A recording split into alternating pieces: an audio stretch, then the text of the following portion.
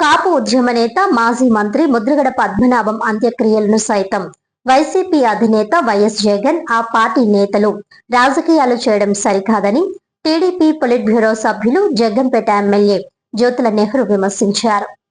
ఈ సందర్భంగా కాకినాడ జిల్లా టీడీపీ కార్యాలయంలో ఏర్పాటు చేసిన విలేకరుల సమావేశంలో ఆయన మాట్లాడుతూ ముద్రగడ పద్మనాభం అనారోగ్య సమయంలో హైదరాబాద్ లో జగన్ నివాసానికి సమీపంలో ఉన్నప్పటికీ పరామర్శించలేదని జ్యోతుల నెహ్రూ ప్రశ్నించారు. ఆసుపత్రిలో ఇబ్బంది అవుతుందని వెళ్లలేదన్న వివరణ సమంజసం కాదన్నారు. టీడీపీ ప్రభుత్వం ముద్రగడను అనగద్రొక్కిందన్న ఆరోపణలను ఖండిస్తూ ఆయనకు ఎమ్మెల్యే, ఎంపీగా అవకాశాలు, కీలక పదవులు లభించాయని గుర్తు చేశారు. మాజీ మంత్రికి ప్రభుత్వ లాంఛనాలతో గౌరవ వందనం ఇవ్వడాన్ని అడ్డుకోవడం ద్వారా వైఎస్ జగన్, వైసీపీ నేతలు ముద్రగడను అవమానించారని ఆరోపించారు. సాక్షి మీడియాలో అసత్య ప్రచారాలు నిలిపివేయాలని సూచిస్తూ తాను చెప్పిన విషయాలు తప్పని నిరూపిస్తే ఎలాంటి శిక్షకైనా సిద్ధమని జ్యోతుల నెహ్రూ సవాల్ విసిరారు. సమావేశంలో Kamma corporation chairman Pothula Mohan Rao, Aryavysya corporation chairman Kothakondababu, Jaggampeta market committee AMC director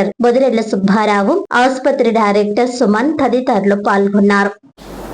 Chandrababu Naidu గాని ఆయనకు అపారమైనటువంటి గౌరవం ఇచ్చినటువంటి పరిస్థితి. అయితే ఇక్కడ నేను వైఎస్ఆర్సీపీ వాళ్ళు చెప్పేది ఇంకోటి చెప్తారు. ఆయన కొన్ని ఉద్యమాలు చేసినటువంటి సందర్భంలో తెలుగుదేశం పార్టీ అధికారంలో ఉన్నప్పుడు ఆయన ఇబ్బంది పెట్టారు అని చెప్పేశారు. దానికి కోప ఉద్యమం ప్రధానంగా చెప్తున్నటువంటి పరిస్థితి. సమాజంలో ఏ ప్రభుత్వం ఉన్నా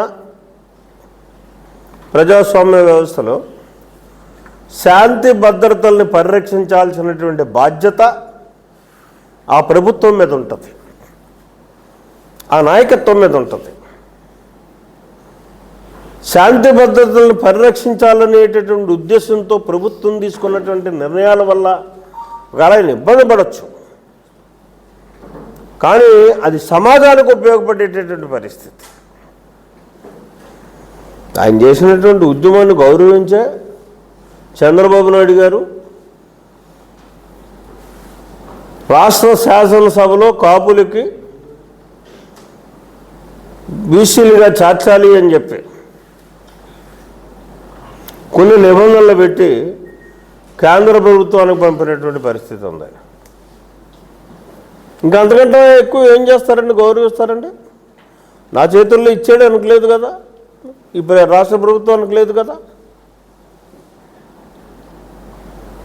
ఆయన్ని మానసికంగా ఎక్కడ తెలుగుదేశం పార్టీ ఇబ్బంది పెట్టింది?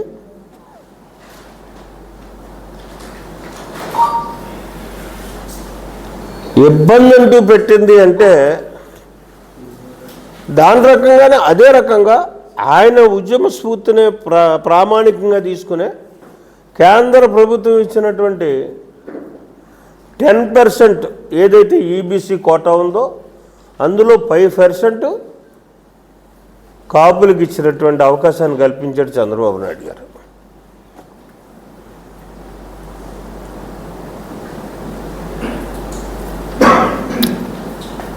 కాపుల యొక్క పోరాట పద్ధతితో సాధించుకోవడం, గుర్తించడం అనేవండి చంద్రబాబు ప్రభుత్వం కానీ తెలుగుదేశం పార్టీ కానీ అందులో ప్రధానమైనటువంటి పాత్ర పోషించినటువంటి పద్మనాభాన్ని గౌరవించడం అనేవండి ఇవన్నీ జరిగినటువంటి సంఘటన. ఈ పద్మనాభం గారికి తెలుగుదేశం పార్టీ గుర్తింపు ఇచ్చినటువంటి సంఘటనలు ఇవే అని చెప్పేసి తేటతల్లంగా చెప్పడం కోసమే ఈరోజు నేను ఈ సమావేశాన్ని పెట్టడం. ఇక వైఎస్ఆర్సీపీ వారు చెప్పుకుంటున్నారు పద్మనాభం గారిని చాలా గౌరవించేసాము.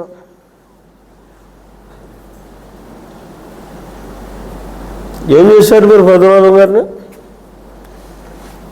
మీరు పార్టీ పెట్టని క్రితం ఈ జగన్మోహన్ రెడ్డికి మొట్టమొదట మద్దతు పలికినటువంటి రాష్ట్రంలో పెద్ద నాయకుడు ఎవడన్నా ఉన్నాడంటే ఆయన ముద్రగడ పద్మనాభం గారు. ఎన్నాళ్ళు ఆయన దగ్గర ఉండగలిగేటంటే పార్టీ పెట్టకుండానే బయటకు వచ్చేసాడు. ఆయనకి ఎందుకు వస్తాడో తెలుసు కదా. మనం సముచితమైనటువంటి స్థానం లేదు అంటే దేవుణ్ణి కూడా లెక్క చేయకుండా బయటకు వచ్చేటటువంటి వ్యక్తిత్వం గల వ్యక్తి పద్మనాభం.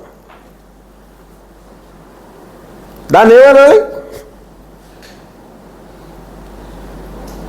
అది వేధింపు కాదా? మనిషిని అన్నం చేయడం కాదా? 3 నెలల్లో 4 నెలల్లో కూడా ఇది నాతో స్వయంగా ఆయన చెప్పినటువంటి మాట. గంటల తరబడి నేను బయటకు వచ్చన్నటువంటి సందర్భాలు ఎన్నో ఉన్నాయి. ఇంక భరించలేక బయటకు వచ్చాను, మీరెందుకు వెళ్తున్నారు అని నన్ను అడిగాడు ఆయన. సరే, ఆవేళ నాకు ఎన్ని ఇబ్బందులు ఉన్నా సరేగా నా స్వార్థం నాదే, నా రాజకీయ మనుగడ నేను సాగించుకోవడం కోసం ఆ రోజు వెళ్ళాల్సి వచ్చింది. అది వేరే విషయం.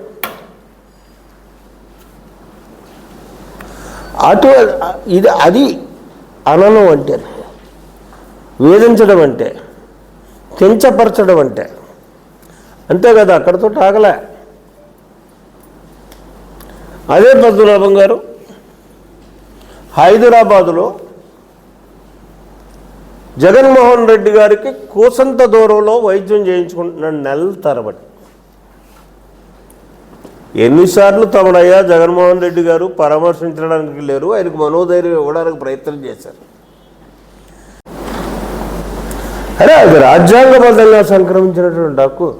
ఇన్నిసార్లు ఇన్ని పదవులు చేసి 40 సంవత్సరాలు సుమారు ప్రజా జీవితంలో ఉండి ప్రజలను మందలబడినటువంటి వ్యక్తికి, అందులో మాజీ మంత్రిగా ఉన్నప్పుడు ఖచ్చితంగా ఆ ప్రభుత్వానికి ఇష్టమన్నా ఇష్టం లేకపోయినా ఆ ఆనర్ అన్న దాన్ని ఇచ్చి తీరాల్సిందే. ఖచ్చితంగా పునరులు జరిగేటప్పుడు ఆ శాసనసభ్యుడు అక్కడ ఉండాల్సిందే, ఆ ప్రాంత శాసనసభ్యుడు. నా దురదృష్టం కొద్ది నేను తిరుపతిలో ఉన్నాను. ఫ్లైట్ మారి కారు ఎక్కి విజయవాడ నుంచి కారులో ఇక్కడికి వచ్చి టైంకి అందుకోగలిగాను, ఆయన చూడగలిగాను, ఆయనకి నివాళులు అందివ్వగలిగాను. నా బాధ్యత అది. బంధువా కాదా అన్నది పక్కకు వేరే. ఒక ప్రజాప్రతినిధిగా నా డ్యూటీ నేను చెయ్యాలి అనేటటువంటి తపంతో ఇక్కడికి వచ్చాను. నువ్వేం చేసావు? ఒక దుర్బుద్ధితోటి ప్రభుత్వ లాంఛనాలు జరగకుండా అడ్డుకున్నటువంటి నికృష్టమైనటువంటి ఆలోచనతో నువ్వు ఆయనకు ఆనర్ ఆఫ్ గాడ్ ఇవ్వకుండా చేశావు. ఇది వాస్తవం కాదా?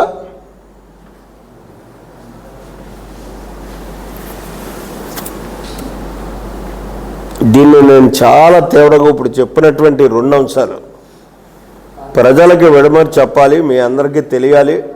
తెలుగుదేశం పార్టీ ఏ రకంగా పద్మనాభం గారికి గౌరవించింది, అందులో చంద్రబాబు నాయుడు ఏ రకంగా గౌరవించాడన్న దాన్ని తేటతెల్లంగా విడమరి చెప్పడం జరిగింది.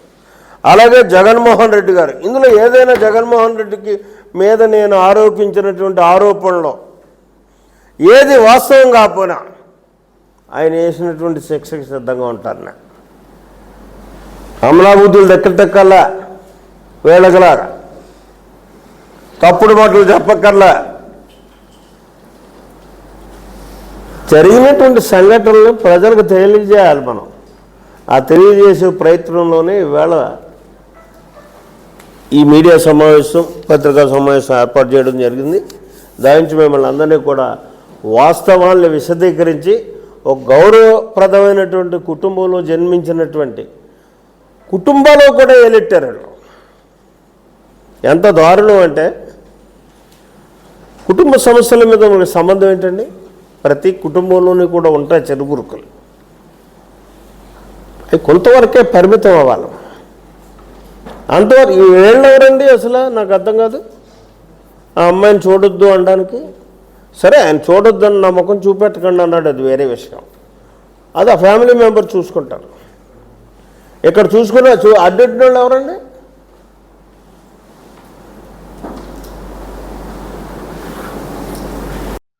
వార్తల్లోని ముఖ్యాంశాలు మరోసారి.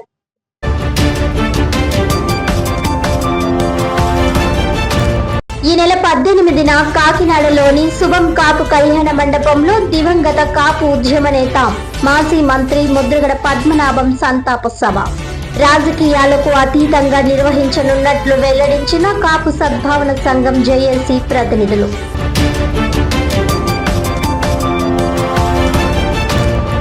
ముద్రగడ పద్మనాభం అంత్యక్రియలను సైతం వైసీపీ నేతలు రాజకీయాలు చేయడం సరికాదు.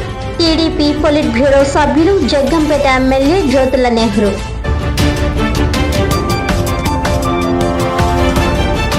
ఓటర్ల జాబితా సవరణ ప్రక్రియను పారదర్శకంగా, లోపరహితంగా తీర్చిదిద్దాలి.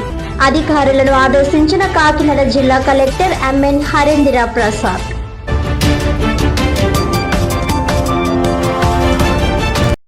ఈనాటి వార్తలు ఇంతటితో సమాప్తం. తిరిగి వచ్చే బులెటిన్ లో మళ్ళీ కలుద్దాం. అంతవరకు సెలవు. నమస్కారం.